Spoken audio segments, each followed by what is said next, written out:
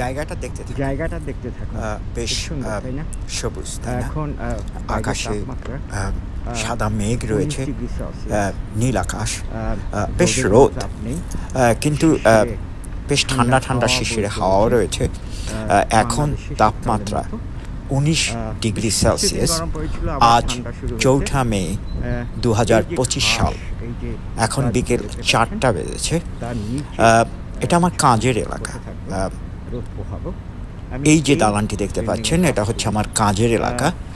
এখানে আমি কাজ করি টাইমে এবং কাজের ফাঁকে ফাঁকে এখানে ঘাসের উপর এসে শুয়ে থাকি, প্রকৃতির কাছাকাছি থাকি, একটু রোদ পোহাই।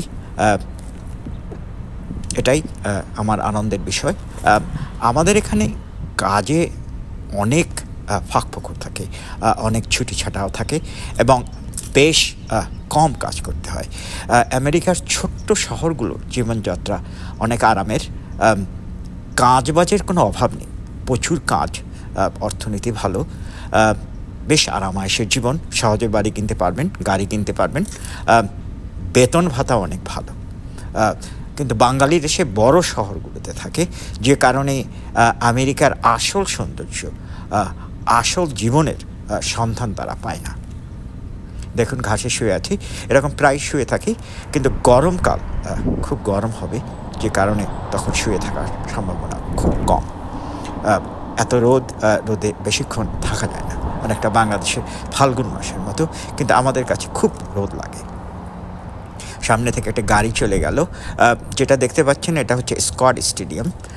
এখানে আমেরিকান ফুটবল হয়। এটা আমার কাজের যে ভবনটি, তার ডান পাশে। একটু হেঁটে আসলাম, নিশ্চয়ই দেখেছেন। এটা আমার কাজের ভবন। অন্যদিকে মাঝে মধ্যে অপর দিকে রোদ চলে গেলে, ছায়াছন্ন হয়ে গেলে, এদিকে এসে রোদ পোহায়, এদিকটায় আবার রোদ থাকে।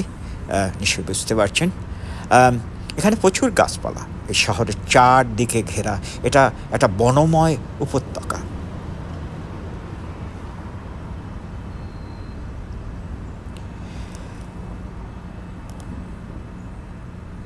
শুয়ে বসে একটু আরাম করছি, মোবাইল টেপাটেপি করছি, দেখতে পাচ্ছেন নিশ্চয়ই।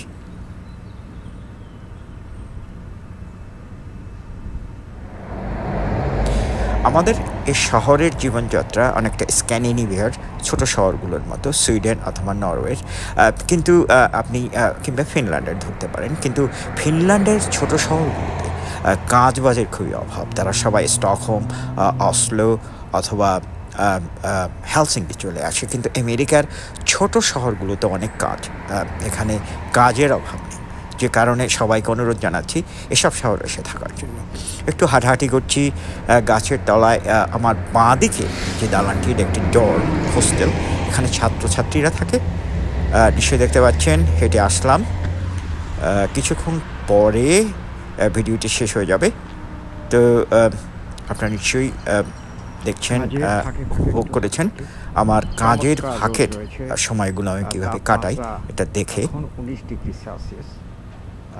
এখন 4টা বেজেছে। এখন বিশ্ববিদ্যালয় ক্যাম্পাসের ছাত্রছাত্রীরা চলে গেছে, বাড়িতে চলে গেছে। এখন সামার ভ্যাকেশন শুরু হচ্ছে কয়েকদিনের মধ্যেই। তো এখন বেশ ফাঁকা হয়ে গেছে, সবার পরীক্ষা শেষ, যে কারণে কাউকেই এখন রাস্তাঘাটে দেখা যাচ্ছে না। সবাই বাড়ি যাওয়ার জন্য প্রস্তুতি নিচ্ছে, অথবা অনেকেই চলে গেছে।